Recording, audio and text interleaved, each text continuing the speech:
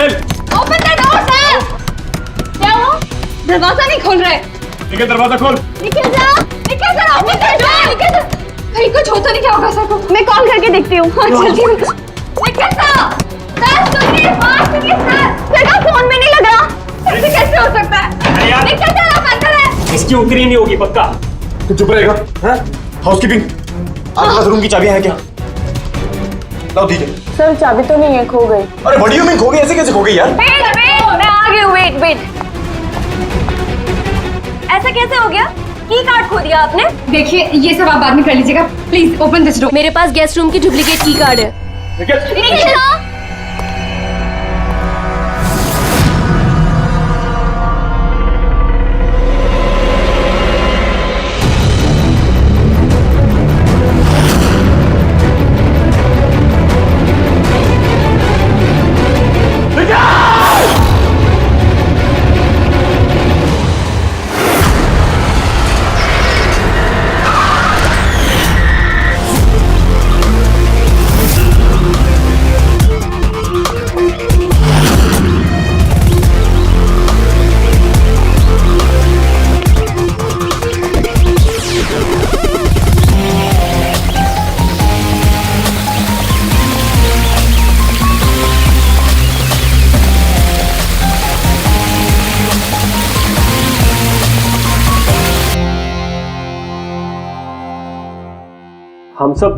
हम सब एक स्टार्टअप कंपनी निकिटून के लिए काम करते हैं। निकिटून? वो जो कार्टून बनाती? जी। आप लोग हैं कौन और यहाँ पे क्या कर रहे हैं? निखिल सर हमारे बॉस थे। उन्हें यूएस से एक बहुत बड़ी कंपनी का ऑफर आया था। वो तो इतने खुश थे, इनफैक्ट हमारे साथ सेलिब्रेट करने के लिए उन्होंने ये पार्टी रखी। और 2 दिन बाद तो वो यूएसए भी जाने वाले थे, लेकिन पता नहीं है सब कैसे।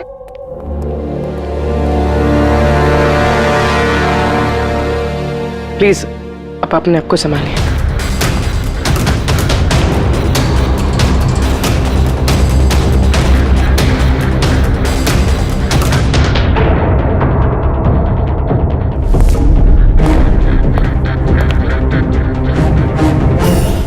थोड़ा अजीब लग रहा है सर।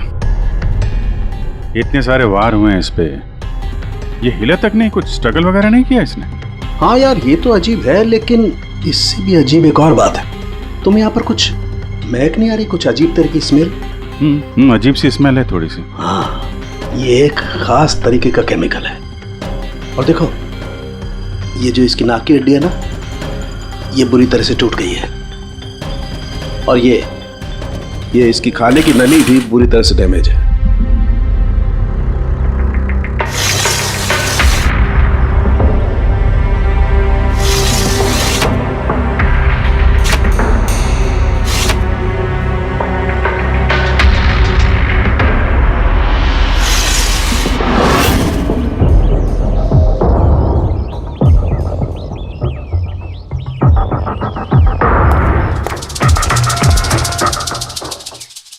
ये खून पूरी प्लानिंग के साथ किया गया। ये देखो, ये वैक्स इस शटर के लॉक पर लगा दिया गया था ताकि लॉक ठीक से बंद ना हो और खूनी आसानी से अंदर आ सके। तो मतलब कातिल यहाँ से आए?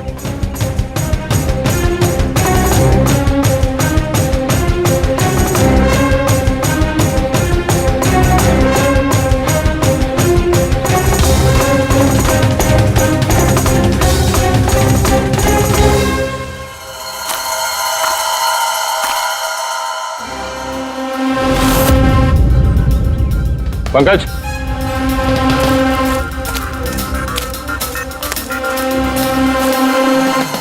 जूतों के निशान।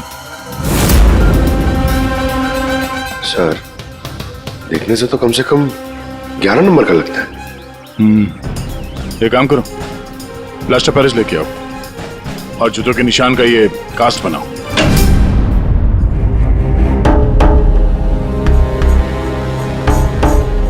सर की कार्ड। कमरे का की कार्ड यहाँ पे?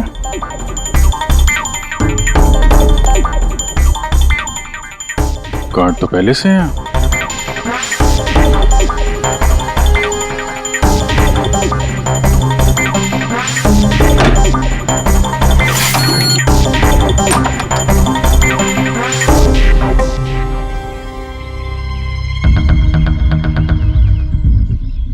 ध्रुवी, जरा इस दरवाजे का लॉक सिस्टम चेक करवाओ। ऐसे दरवाजे में जब भी कोई कार्ड स्वाइप करके एंट्री लेता है तो लॉक के सॉफ्टवेयर डाटा में उसकी एंट्री रजिस्टर्ड हो जाती है। जरा पता करो कल रात से लेकर अभी तक कितने लोगों ने एंट्री की है। सर एक कार्ड यहाँ पड़ा हुआ है, एक कार्ड वहाँ लगा हुआ है, दो कार्ड।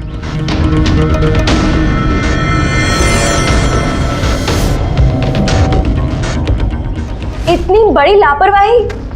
आप की कार्ड कैसे खो सकते हैं? आपको पता है कि आपकी इस लापरवाही की वजह से हमारे होटल का कितना नाम खराब हो रहा है? मैडम, मैं मास्टर की हमेशा संभाल कर ही रखता हूँ और कल मैंने जब सारे कमरे साफ किए तब भी मेरे पास ही थी, लेकिन जब मैं कीर्ति मैडम का रूम क्लीन करने गया उसके बाद से मिल ही नहीं रहा। पता नहीं कहाँ गिर गई। कहीं ये तो नहीं है वो मास्टर कार्ड? नहीं सर, ये वो मास्टर कार्ड नहीं है। कमाल है, आपने एक झलक में पहचान लिया ये वो कार्ड नहीं है। सर, जो हमारे मास्टर कार्ड्स होते हैं उन पे लिखा होता है मास्टर कार्ड्स और वो वाइट कलर के होते हैं। और सर, ये तो एक नॉर्मल की कार्ड है, ये हम सिर्फ अपनी गेस्ट को अलॉट कराते हैं। I see। अच्छा, ये अपना निखिल के कमरे में कोई और भी रह रहा था क्या? नहीं सर, वो अकेले ही रह रहे थे। तो फिर उनके कमरे में 2 की कार्ड कैसे? 2 की कार्ड्स? सर एक मिनट, मैं अभी पता करके बताती हूँ। जरा चेक करना कि मिस्टर निखिल के नाम पे एक और कार्ड इशू हुआ था। हाँ मैम, डुप्लीकेट कार्ड।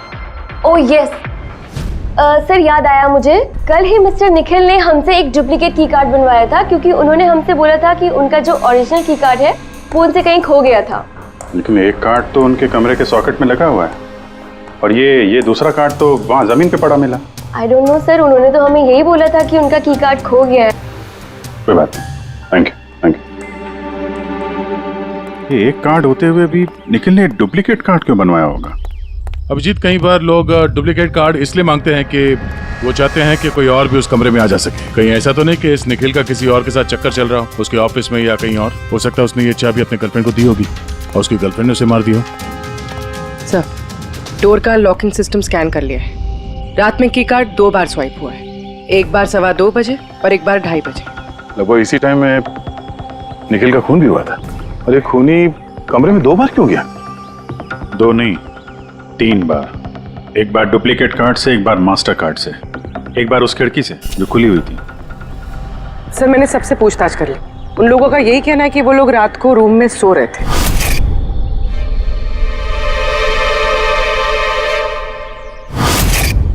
सब लोग सो रहे थे, तो फिर वो 3 लोग कौन है जो निखिल के कमरे में घुसे थे? और उनमें से कातिल कौन है? इसके सीने पर ये जो घाव के निशान है, इससे ये बात तो पक्की साबित होती है कि इसे किसी तेज धारदार चाकू से मारा गया है। तो हमारा पहला मर्डर वेपन हुआ एक तेज धार वाला चाकू। मैंने तुम्हें बताया था ना, ये इसकी ये नाक की हड्डी टूट गई है और इसकी ये खाने की नली भी एकदम डैमेज हो गई है। हा? ये सब कुछ बताते हैं कि किसी चीज से इसका मुंह दबा के इसका दम घोटा गया। एग्जैक्टली। और ये किया है किसी ने इस तकिए से, क्योंकि इस तकिए के रेशे मुझे इसके नाक पर और यहाँ इसके गले पर और चेहरे पर मिले हैं। तो हमारा मर्डर वेपन नंबर 2 हुआ ये तकिया। अभिजीत, याद है कमरे में जब दाखिल हुए थे तो मैंने तुमसे कहा था कुछ अजीब सी महक आ रही है? हाँ, आपने बोला था वो कुछ केमिकल की बू जैसे। एग्जैक्टली अभिजीत, और वो केमिकल है डायबिटीज की दवाई, जो डायबिटीज के पेशेंट अक्सर इंजेक्शन के जरिए लेते हैं। ये देखो यहाँ। मुझे नहीं लगता है इसको डायबिटीज थी। ये जो इंजेक्शन है ये किसी नौसिखिए ने दिए हैं। उसने डायबिटीज की दवाई इसे सिर्फ मारने के लिए दी है। सर, कहीं वो केमिकल तो नहीं जो डायबिटीज के मरीजों के लिए तो दवा है, लेकिन अगर नॉर्मल इंसान को इसका ओवरडोज दिया जाए तो उनकी जान भी जा सकती है। एग्जैक्टली। इन तीनों तरीकों में से किसी एक तरीके से इसे मारा जा सकता था, तो फिर खूनी ने तीनों तरीकों का इस्तेमाल क्यों किया इसे मारने के? क्योंकि कातिल भी एक नहीं 3 है। क्या? चलो मान लेते हैं कि इस आदमी को 3 अलग अलग तरीके से मारा गया है, तो अब पता कैसे चलेगा कि किस तरीके की वजह से इस आदमी की मौत हुई? यही सबसे बड़ी गुत्थी है बॉस, जिसे सुलझाना अभी बाकी है।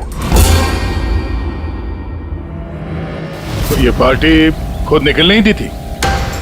जी सर, एक्चुअली उसे यूएसए से एक बहुत अच्छी जॉब ऑफर मिली थी, तो बस उसी को सेलिब्रेट करने के लिए उसने हम सब के लिए ये गेट टुगेदर रखा था। पूरा स्टाफ, निखिल का पूरा स्टाफ आया था यहाँ पे? जी, निखिल सर की टीम के सभी लोग यहाँ मौजूद हैं। निखिल ने अपने रूम की डुप्लीकेट की बनवाई थी, जबकि उसके पास ओरिजिनल की भी थी। इसके बारे में कोई कुछ जानता है? जी मैम, इसके बारे में तो हम कुछ नहीं जानते। अच्छा, उसका किसी के साथ कोई अफेयर चल रहा था क्या? अफेयर? निखिल का तो एक ही अफेयर था। किसके साथ? अपने काम के साथ सर। वो इतना मनी माइंडेड और एम्बिशियस था कि हर वक्त सिर्फ काम काम और काम। अच्छा, निखिल की मौत हुई तो आप लोगों को कब पता चला, कैसे पता चला? एक्चुअली सर, कल रात को पार्टी के बाद बहुत हंगामा हो गया था, तो सुबह हमने सोचा कि एक बार जाके निखिल से सब कुछ सॉर्ट आउट कर लेते हैं। तो जब उसके रूम में गए, हमने काफी देर तक दरवाजा खटखटाया, पर सर जब काफी देर तक खटखटाने के बाद भी दरवाजा नहीं खुला तो फिर हमने हाउसकीपिंग वालों से पूछा, पर उनके पास ही मास्टर की कार्ड नहीं था। सर मैंने फोन भी ट्राई किया था, पर उनका फोन भी नहीं लग रहा था। और सर जब फाइनली मैनेजर ने आके मास्टर की से दरवाजा खोला तो हमने अंदर जाके देखा कि निखिल की लाश पड़ी हुई थी। कल रात पार्टी हुई, हंगामा हुआ और खून भी हो गया। कहानी थोड़ी लंबी लग रही है, आराम से बैठ के सुनते हैं।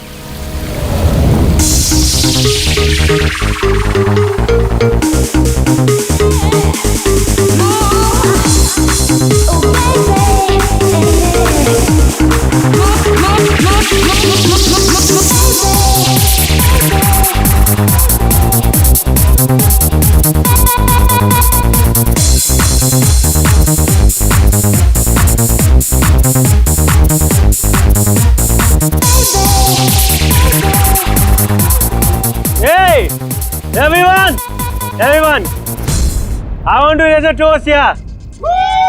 Hey, a toast for the boss, Nikhil. Congratulations, man. यार, इतनी बड़ी जॉब लग गई तेरी यार। थैंक्स। सिर्फ थैंक्स? अरे तो बोलना, क्या चाहिए तुझे?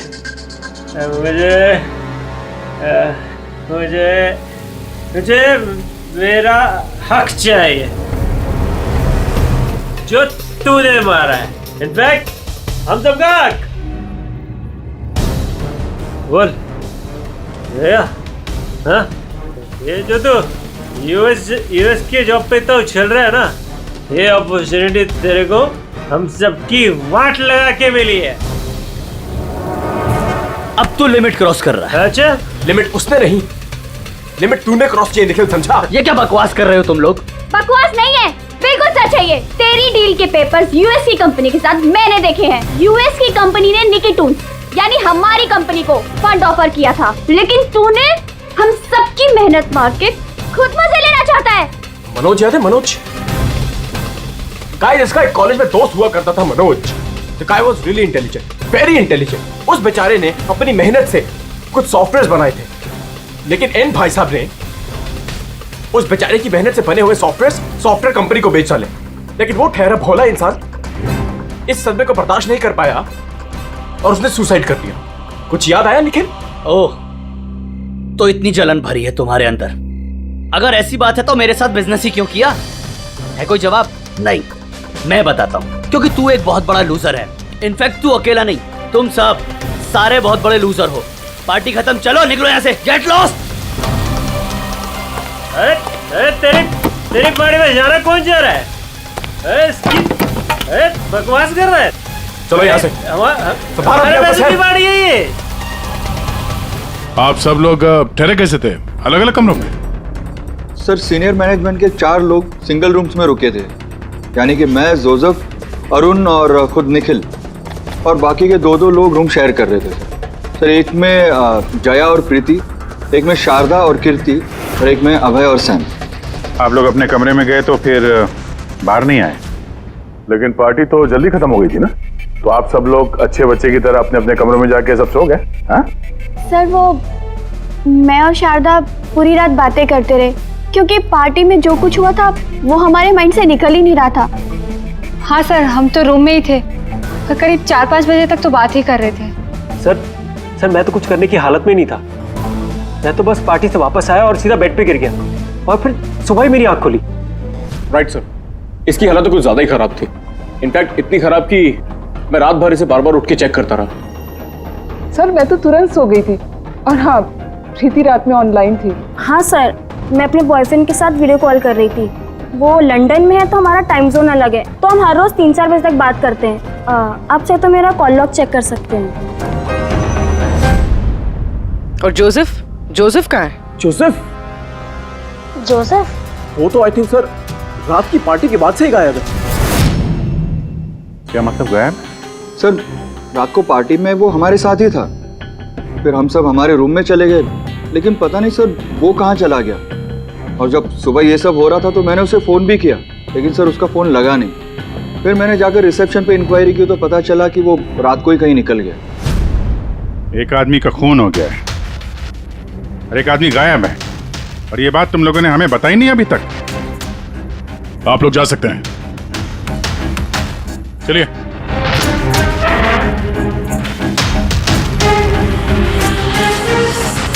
सर मुझे तो लगता है सब के सब झूठ बोल रहे हैं।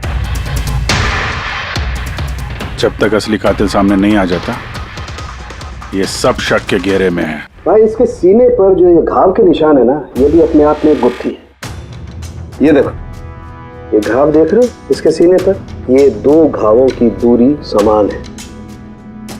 और एक बात, ये घाव में ये अंदर की तरफ धारदार निशान है और बाहर की तरफ ब्लंट है, कुंद है। डॉक्टर साहब, चाकू के निशान तो वैसे ही होते हैं ना, मतलब एक तरफ कुंद और दूसरी तरफ धारदार। हाँ दया, होते हैं, चाकू के निशान भी ऐसे होते हैं, लेकिन इस केस में ऐसा नहीं। और इस केस में ये जो दोनों के दोनों घाव के निशान में एक बराबर की दूरी है, वैसा चाकू के निशान में नहीं हो सकता। तो मुझे लगता है ये घाव किसी कैंची के हैं, कैंची जिसमें धारदार हिस्सा अंदर की तरफ होता है और ब्लंट हिस्सा बाहर की तरफ होता है। और ये कैंची भी कोई साधारण ऐसी वैसी कैंची नहीं है। सर ये कैंची बाहर गार्डन में बुशेस में मिली है।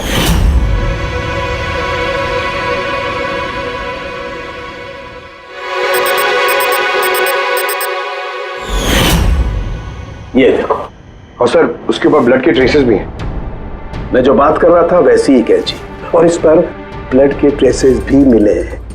हो सकता है खूनी ने इस कैंची से ही वार किया। यस, एक बात और, ये वार करने वाला कोई लेफ्ट हैंडर था।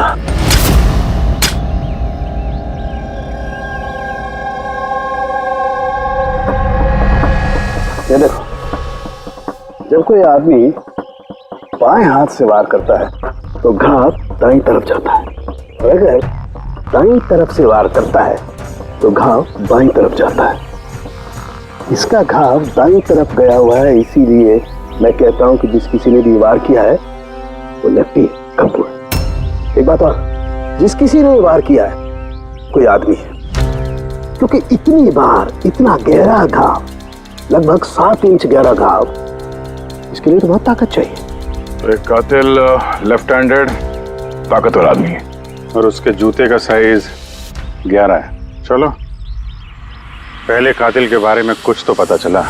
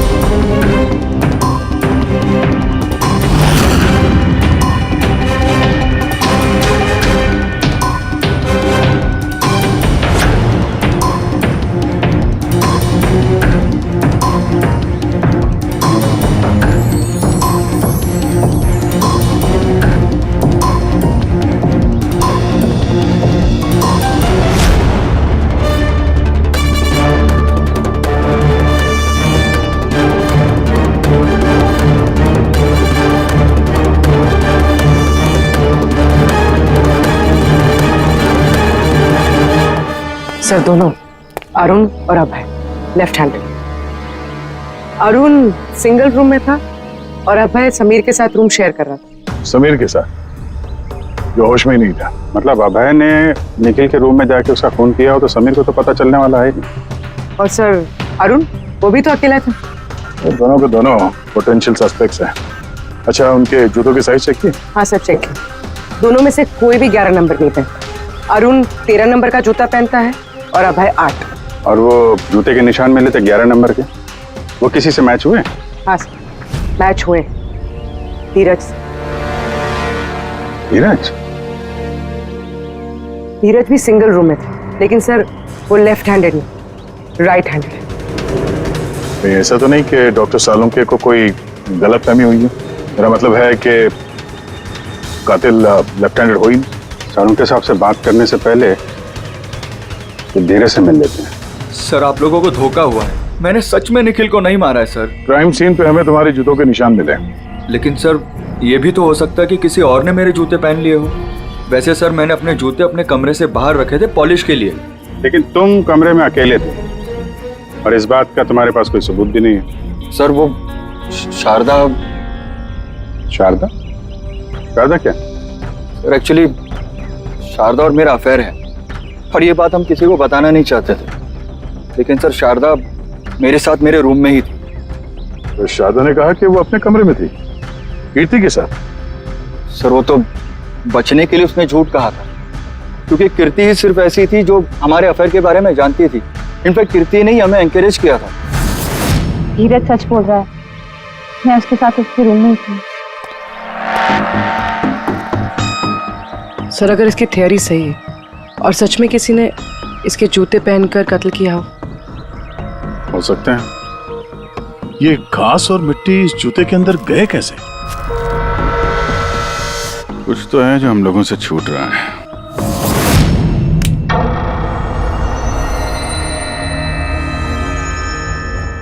निखिल का खून अभय कर सकता है। अभय? हाँ। कैसे सर?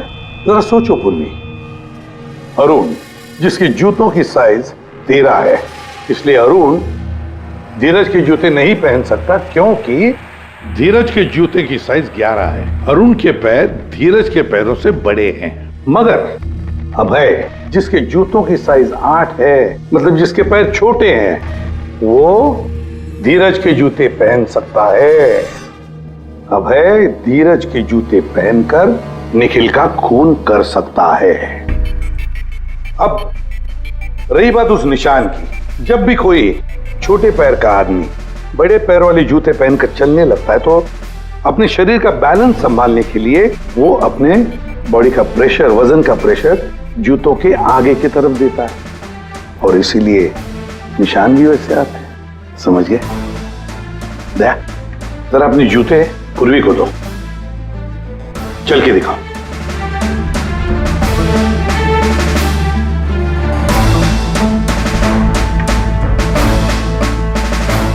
अब चलो।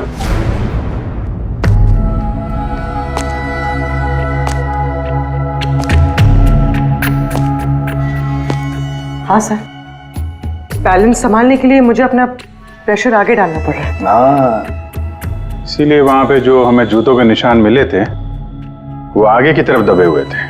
मतलब 3 कातिलों में से एक कातिल है अभय।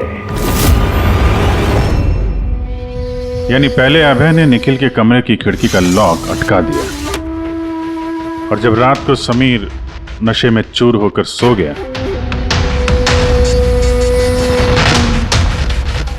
अभय बाहर गया, धीरज के जूते पहने,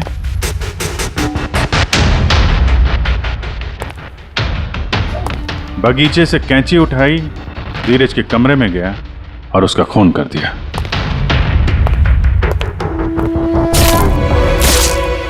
अब पता ये लगाना है कि बाकी के 2 कातिल कौन है और फिर इन तीनों में से सबसे पहले खून किसने किया। बॉस, इतना खुश होने की जरूरत नहीं है, ये केस अभी सॉल्व नहीं हुआ है। याद है, निखिल के 2 कातिल अभी बाकी हैं। हाँ सर, उनके मालूम है और 2 कातिल बाकी है, लेकिन वो भी जल्द मिल जाएंगे। मिल गया सर, मिल गया। वो जोसेफ मिल गया। ये सच है सर, मैं रात को रिसोर्ट से चला गया था क्योंकि सर मुझे डायबिटीज़ है और मुझे दिन में 3 बार डायबिटीज़ के इंजेक्शन लेने पड़ते हैं सर। और सर, मैं रात को जब डायबिटीज़ के इंजेक्शन लेने गया तो क्या देखता हूँ मेरी किट वहाँ पर है ही नहीं। सर, मजबूरन मुझे दवाई लेने घर जाना पड़ा सोचा सुबह को वापस आ जाऊंगा। मतलब क्या है? तुम्हारे डायबिटीज का किट गुम हो गया? मतलब सर, हम 2 दिन के लिए रिसोर्ट में आए थे और मैंने अपनी जरूरत की सारी दवाइयाँ अपने साथ रख ली थी। इंजेक्शन, सीरिंग्स, सब कुछ सर। सुबह और दोपहर का इंजेक्शन भी लगाया था सर मैंने, लेकिन जब रात का इंजेक्शन लगाने गया तो वहाँ पे मेरी किट ही नहीं थी सर। पता नहीं कौन कहाँ कब ले गया सर, मैं नहीं जानता। चलो मान लें कि तुम्हारी बात सही है, पर तुम्हारा मोबाइल फोन क्यों ऑफ था? सर मेरा फोन डिस्चार्ज हो गया था और चार्जर भी रिसोर्ट में रह गया था। ठीक है, अभी के लिए जा सकते हो। जरूरत पड़ी तो हम तुम्हें फिर बुला लेंगे, ठीक है? जी सर। बॉस, मैंने कहा था ना, 3 में से किसी एक कातिल ने निखिल को डायबिटीज का ओवरडोज दिया था। लेकिन सर, ये पार्टी के तुरंत बाद बाहर निकल गया था और पूरी रात बाहर ही था। मुझे नहीं लगता है कि इसने खून किया है। खून चाहे किसी ने भी किया हो, किसी ने तो डायबिटीज की दवाइयां चुराई है कमरे में से। पता लगाना पड़ेगा कौन गया था जोसेफ के कमरे में और किसने चुराई ये दवाइयां। सर, कीर्ति, समीर और प्रीति, ये तीनों पार्टी के ठीक पहले जोसेफ के रूम में गए थे और ये समीर तो गुस्से में था, निखिल के बारे में अनाप शनाप बोल भी रहा था। इन्हीं तीनों में से कोई हो सकता है जिसने वो डायबिटीज वाली किट चुराई है। तो प्रीति तो नहीं हो सकती, वो पूरी रात अपने बॉयफ्रेंड से बात कर रही थी, वीडियो चैटिंग कर रही थी। और सर, समीर इस हालत में था ही नहीं कि वो ये सब कर सके। तो फिर कीर्ति? हाँ, कीर्ति तो रूम में अकेली थी सर, क्योंकि शारदा धीरज के साथ रूम में थी। और सर, वो मास्टर की कार्ड, हाउसकीपिंग वाले से वो कार्ड भी कीर्ति के कमरे से ही गायब हुआ था। इसका तो फिर एक ही मतलब निकलता है, ये कीर्ति ही है जिसने वो डायबिटीज का इंजेक्शन निखिल को दिया, उसकी जान ले ली और भाग गई वहां से।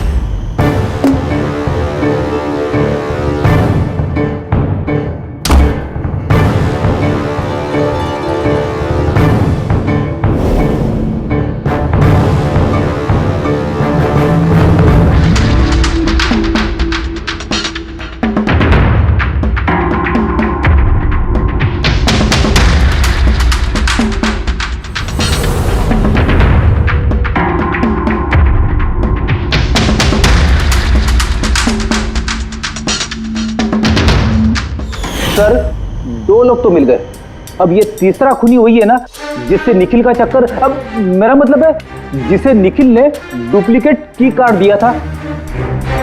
तीसरा खूनी वो है जिसने तकिए से निखिल का दम घोटा, इससे उसकी नाक और सांस की नली टूट गई। लेकिन सर, ये है कौन? मैं बताता हूँ वो तीसरा आदमी कौन था। तीसरा खूनी वो है जिसने तकिए से निखिल का दम घोटा, इससे उसकी नाक और सांस की नली टूट गई। लेकिन सर, ये है कौन? मैं बताता हूँ वो तीसरा आदमी कौन था। खून में जिस तकिए का इस्तेमाल किया गया था, उस तकिए को मैंने बहुत बारीकी से चेक किया।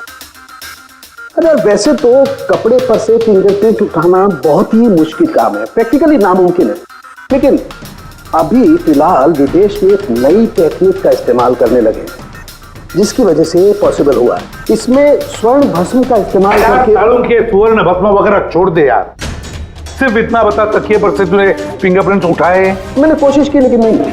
तो फिर ये सब कहानियां क्यों सुना रहा है अगर कुछ मिला नहीं है तो? ये किसने कहा कि कुछ भी नहीं मिला? तूने तो अभी कहा। नहीं, मैंने ये कहा फिंगरप्रिंट्स नहीं मिले। यानी बॉस, फिंगरप्रिंट्स नहीं मिलने के बावजूद मुझे तकिए पर से बहुत कुछ मिला है। एक तो मुझे उस तकिए पर से किसी की चमड़ी के बहुत छोटे छोटे रेशे मिले, जिसे मैंने डीएनए टेस्ट के लिए भेज दिया। और उस तकिए को जब मैंने और ज्यादा चेक किया तो मुझे उस पर से मिला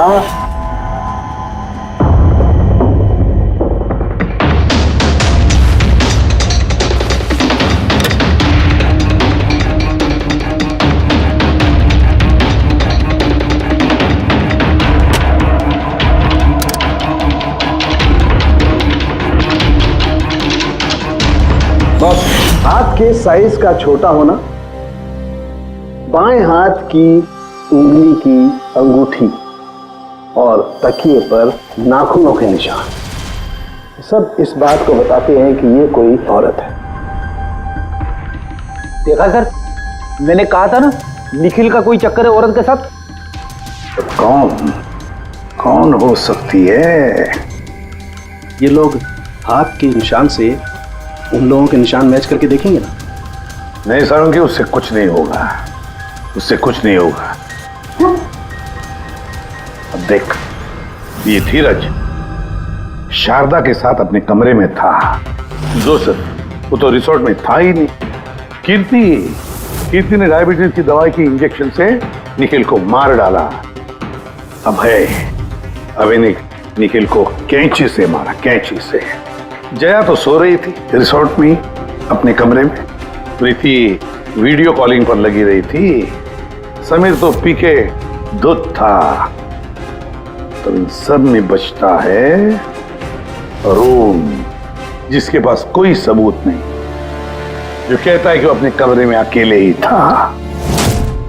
अरुण, लेकिन बॉस खूनी तो कोई औरत है।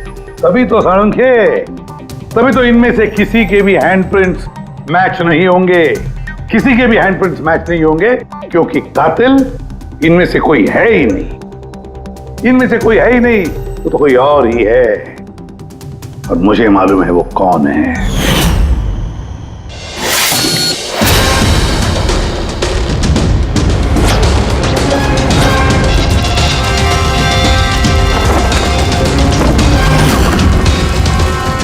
आपका शक सही था सर, ये वही है। निखिल की वजह से उसके जिस दोस्त मनोज ने खुदकुशी की थी, उसकी गर्लफ्रेंड। मनोज की गर्लफ्रेंड? लेकिन निखिल ने उसे की कार्ड क्यों दिया? दिया नहीं, वो की कार्ड उसने खुद बनाया।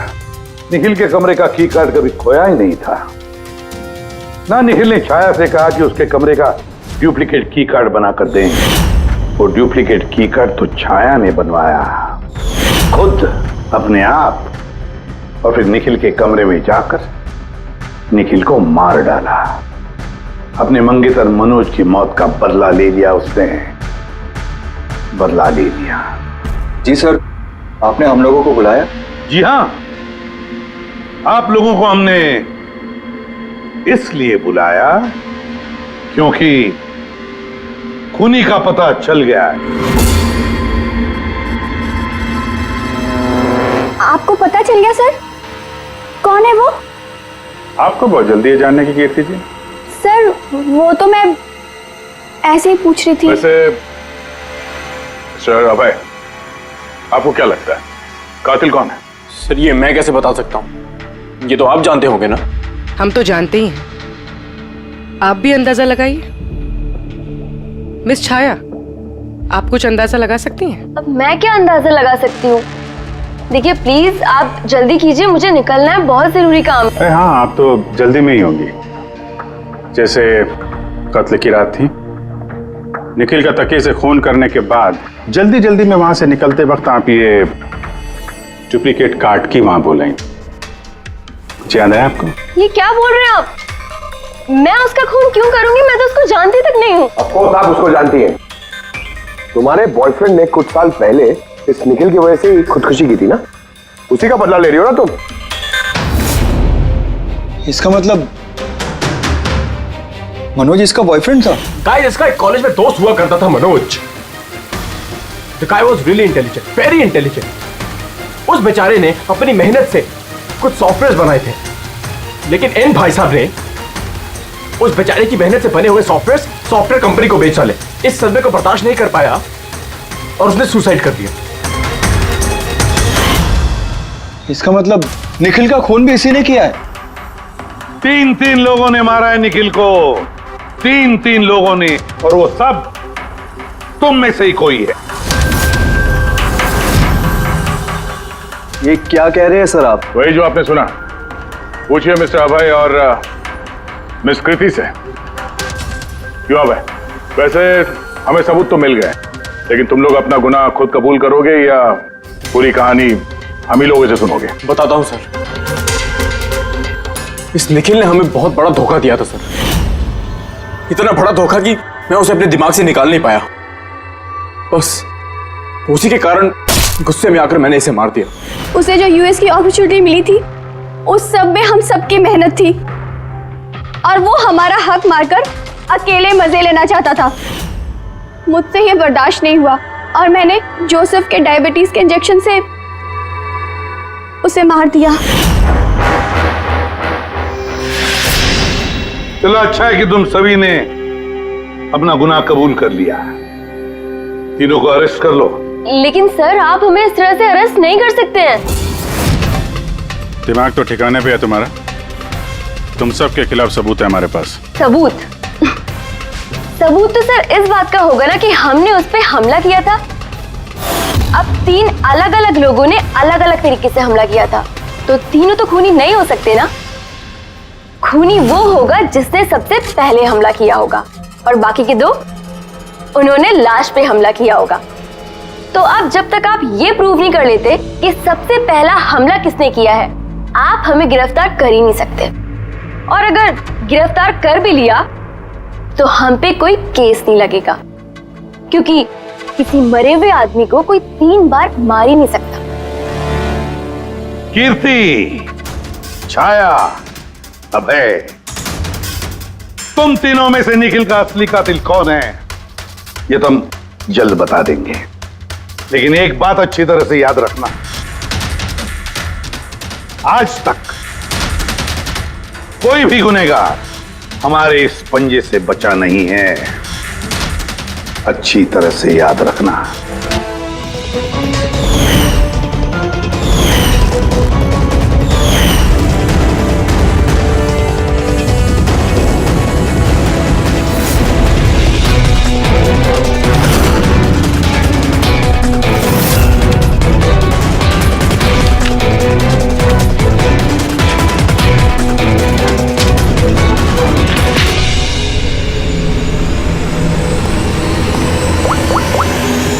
बस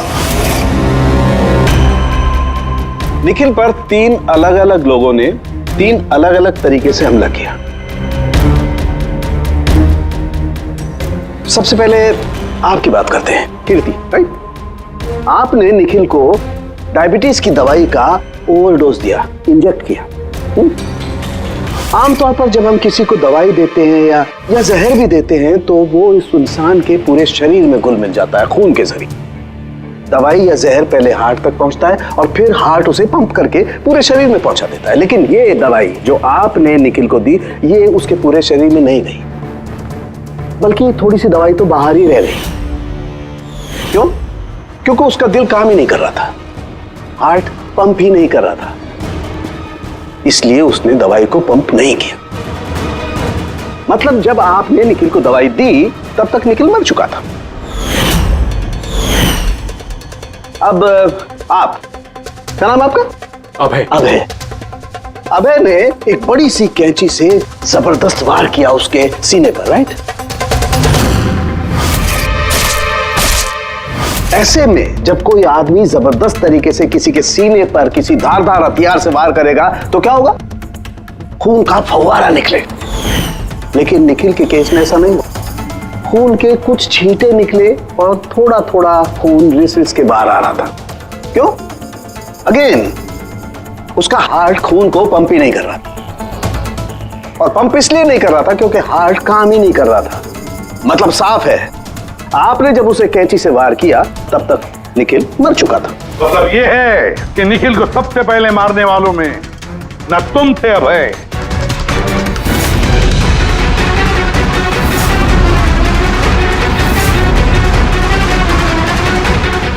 और ना तुम थी कीर्ति। निखिल को पहले मारने वाली थी छाया। निखिल की जान ली छाया ने, तकिया मुंह पर दबाकर उसका दम घोटकर। क्यों छाया, और कोई सबूत चाहिए तुम्हें? सब कुछ साफ है। अबे तुम्हें और कीर्ति, तुम्हें खून करने की कोशिश की जुर्म में तुम दोनों को कम से कम 7-8 साल की सजा तो होगी ही होगी। और छाया, तुम्हें निखिल की खून के जुर्म में जिंदगी भर जेल की सलाखों के पीछे सड़ना पड़ेगा। जिंदगी भर जेल की सलाखों के पीछे।